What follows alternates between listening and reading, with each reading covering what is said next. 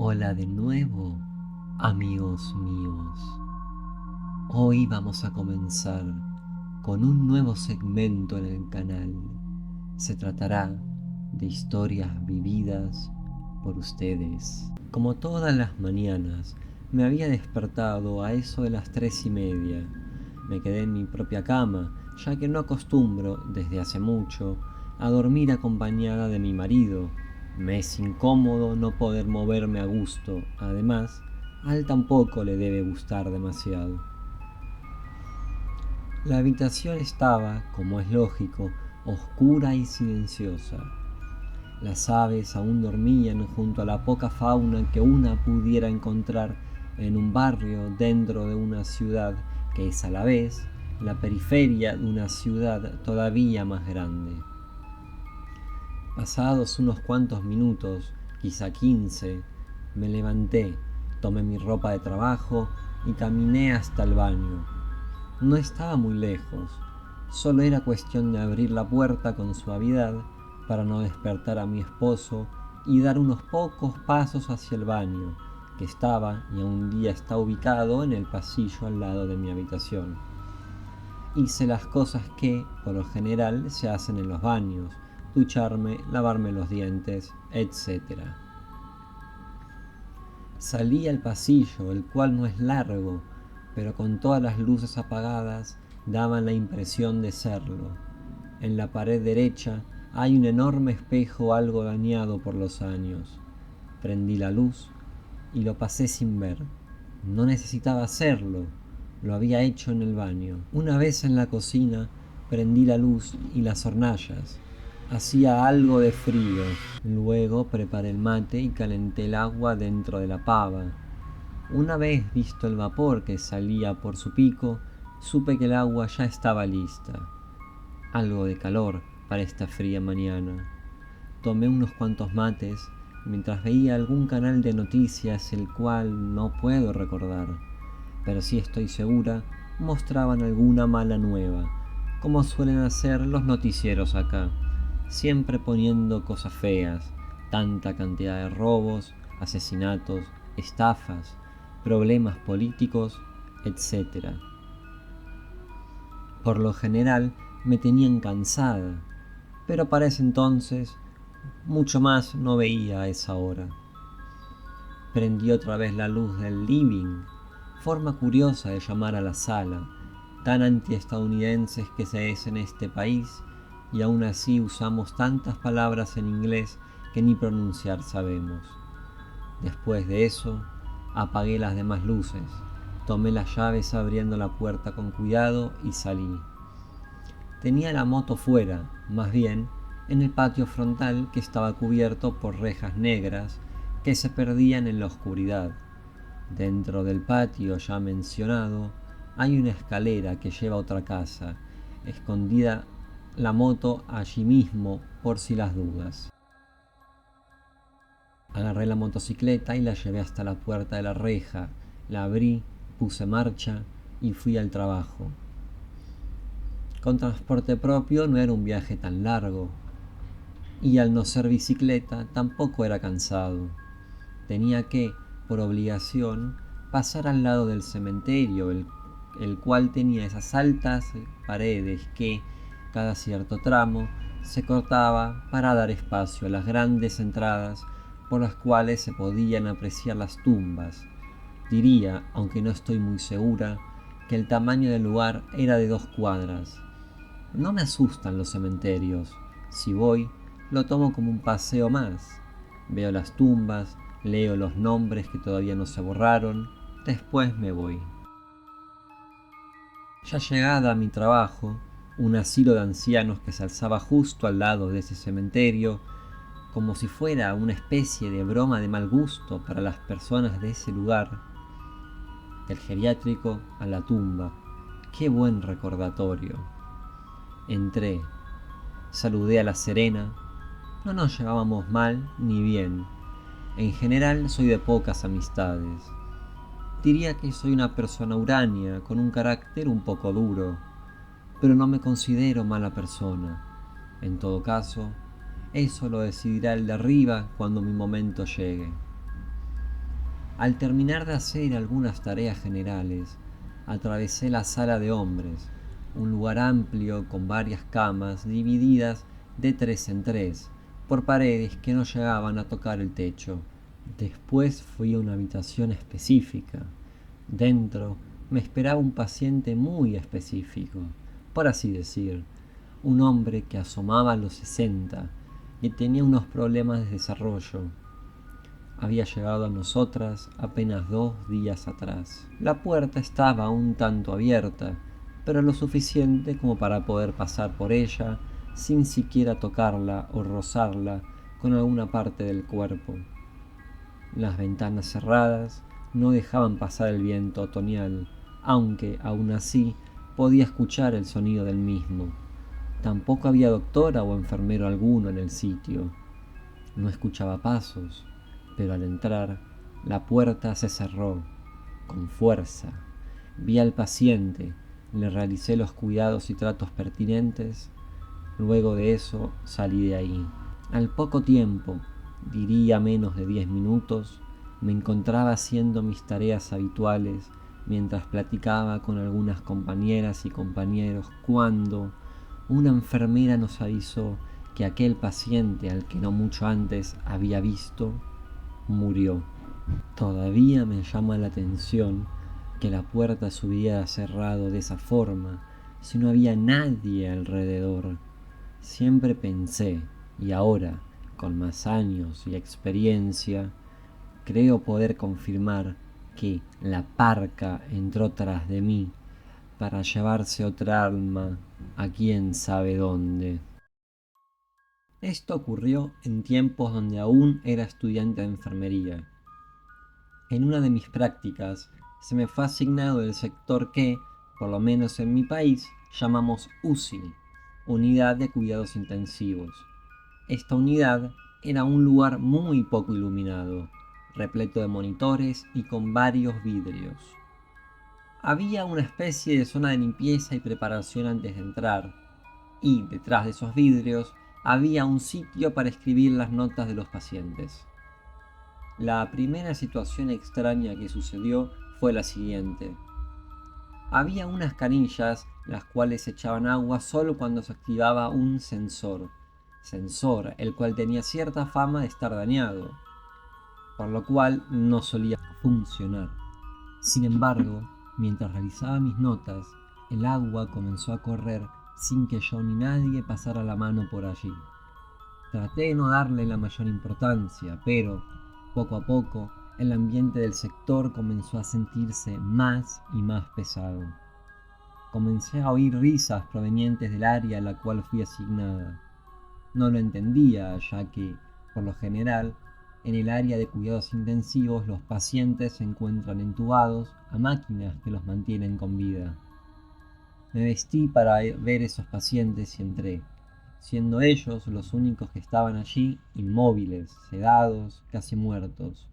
Luego, uno de esos pacientes comenzó a hablar. Era una mujer judía que, afirmaba, iba a morir en Sabbat. Esta señora tenía sus buenos años y parecía, por lo que me había enterado, que tenía una posición económica bastante próspera, ya que sus hijos se peleaban por ver quién se quedaría con los terrenos que poseía. En el Sabbat, las personas que profesan la fe de Hashem no pueden hacer casi nada. En fin, los doctores hicieron todo lo posible para sostenerla. Eso significa que, a través de los medicamentos, mantener con vida al paciente el mayor tiempo posible. Pero esta señora falleció precisamente en Sabbat. Tuvimos que colocar la mortaja en el suelo durante un día entero, lo cual era chocante para las familias de los otros pacientes. Ya habiéndome graduado, comencé a trabajar en un asilo de ancianos. Me habían avisado tan solo un día antes que me tocaría ese sitio. No era la primera vez que asistía allí. La primera vez me tocó estar al cuidado de los pacientes en código blanco. Esto, en Costa Rica, significa que están esperando morir y no se les debe aplicar resurrección. Me había tocado el turno nocturno, en donde se entra a las 10 de la noche y se sale a las 6 de la mañana. Pasé el día durmiendo antes de salir para allá. El asilo era de un tamaño donde entrarían al menos 120 personas. El sitio estaba bien. Mis compañeros y yo teníamos una relación cordial y amistosa. Al lado de este asilo había una capilla de madera, diría que para unas 40 personas, a la cual los ancianos iban a rezar. Por alguna razón que en ese momento no entendía, tenían encerrada a una persona allí, una mujer. La tenían atada, siendo una medida de sujeción para que la paciente no se hiciera daño. Una vez me tocó ir a ver a dicha persona junto a un compañero con más experiencia que yo en ese asilo. Él me dijo que bajo ningún motivo la mirara a los ojos, a lo que yo pregunté con una lógica ingenuidad, ¿por qué?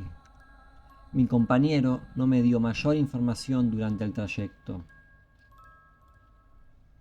Al llegar a la capilla, entramos, y así como me habían dicho, estaba la señora atada.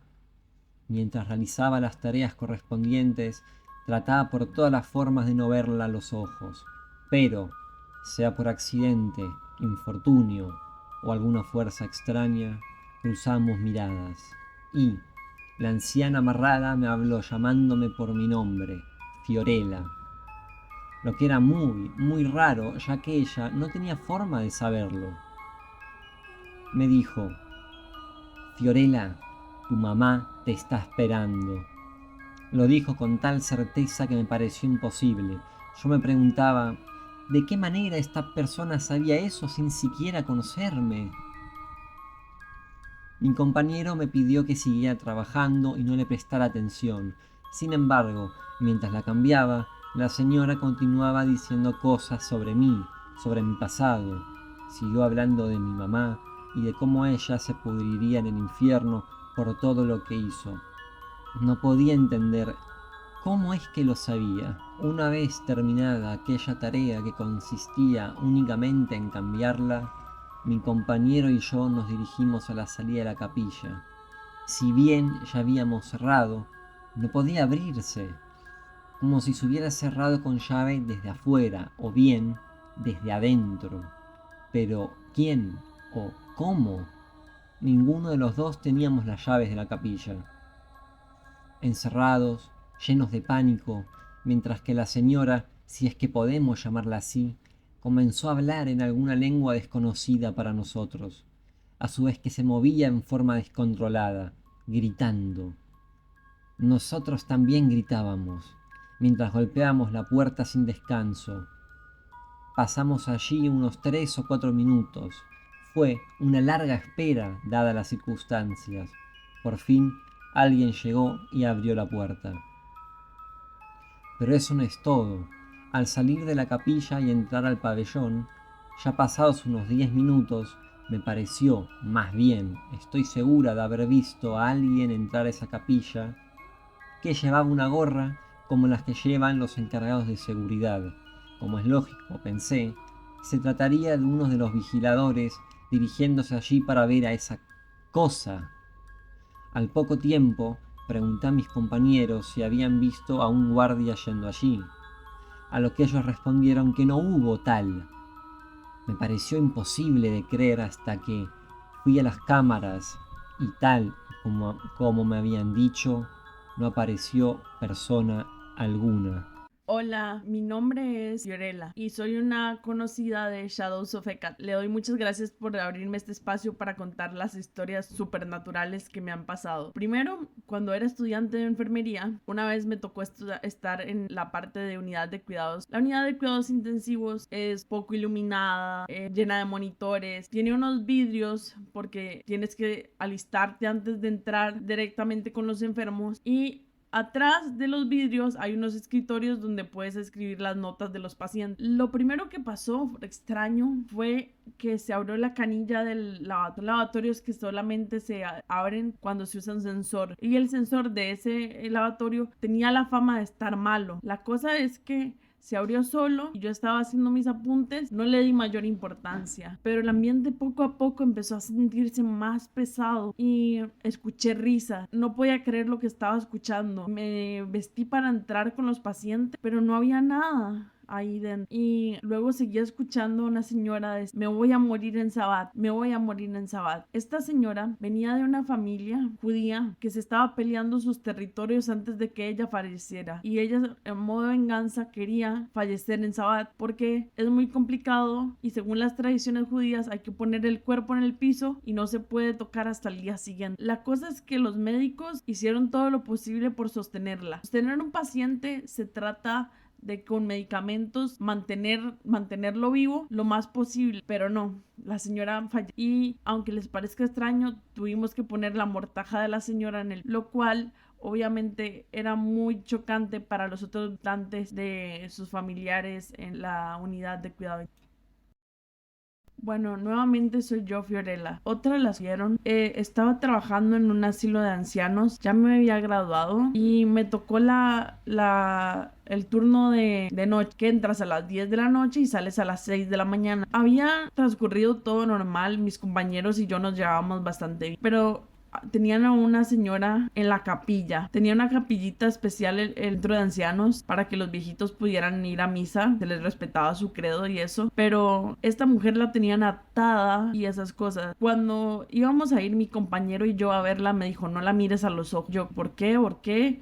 No me dio más explicaciones. La cosa es que entramos y yo vi a la señora a los ojos. La señora me habló directamente por mi nombre. Fiorella, tu mamá te está esperando. Yo como, ¿qué? ¿Qué sabe esta señora? No sé qué. Y mi compañero me dijo, no le pongas atención, solo cámbiala. Entonces me puse manos a la obra a cambiar a la señora y seguía diciendo cosas sobre mí, sobre mi pasado. Seguía diciendo cosas sobre mi mamá, sobre cómo se iba a pudrir en el infierno por lo que hizo. Yo como, ¿cómo llegó a saber esas cosas tan profundas, señora? Y antes de que pudiéramos salir de la capilla se cerró con llave. Ni mi compañero ni yo teníamos la llave. Nos quedamos encerrados. Estábamos en pánico. La señora empezó a hablar en algún idioma que no podíamos entender y se movía como loca. Empezaba a gritar y nosotros también gritábamos y pegábamos golpes fuertes a la puerta para que alguien viniera por nosotros. Fueron unos tediosos 3 minutos hasta que por fin alguien vino y abrió la puerta. Pero eso no fue todo en esa noche. Cuando estaba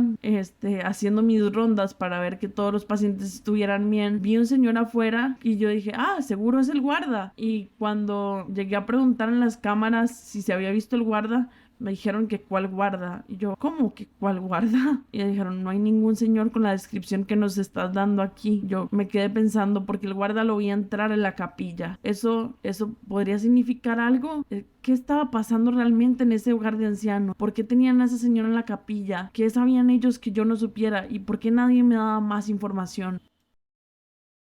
¿Qué les ha parecido, amigos míos? ¿Les ha gustado? De ser así, déjenmelo saber en la caja de comentarios o dando un like al video. Y si gustan, pueden enviarme sus historias más lúgubres.